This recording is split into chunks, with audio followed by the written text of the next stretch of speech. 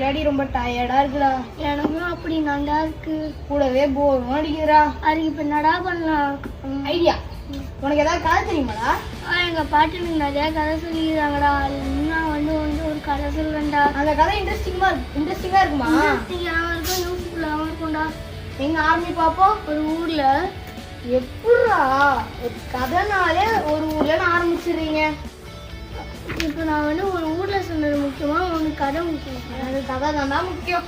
சரிவா, அப்போ நம்ம கதைக்குள்ள போவோம்.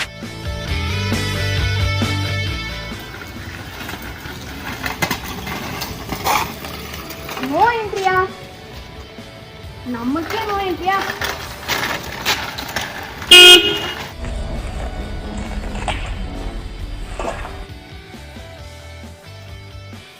யாராச்சும் வந்து ஹெல்ப் பண்ணுங்க.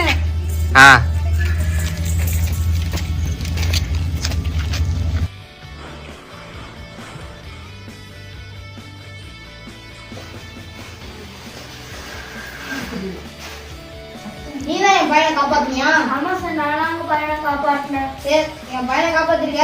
உனக்கு என்ன வேணுமோ கேளு. காசு வேணுமா, பணம் வேணுமா, நகை வேணுமா? எனக்கு இந்த மூணுமே வேணாம் சார்.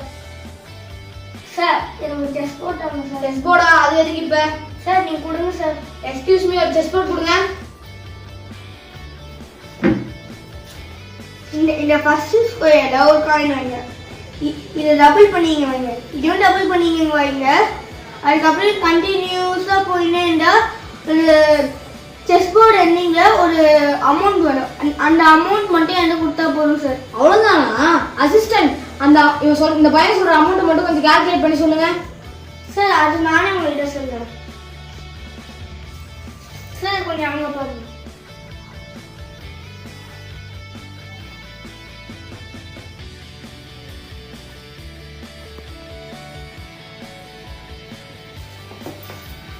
சரி, இப்பவே இவ்வளவு பெரிய அமௌண்டா?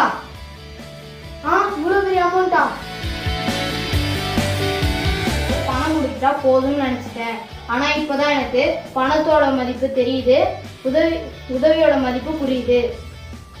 அட விடுங்க சார், வாங்க உங்க பையனை போய் பார்க்கலாம்.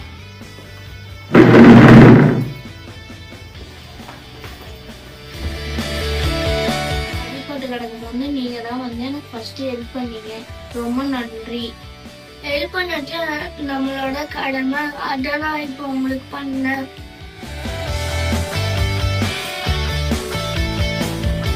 கதை ரொம்ப சூப்பரா இருந்துச்சுடா. இந்த கடையில நீ வந்து என்னடா பண்ணுங்க? நம்ம தெரிஞ்சே தப்பான வழியில போக கூடாதுடா.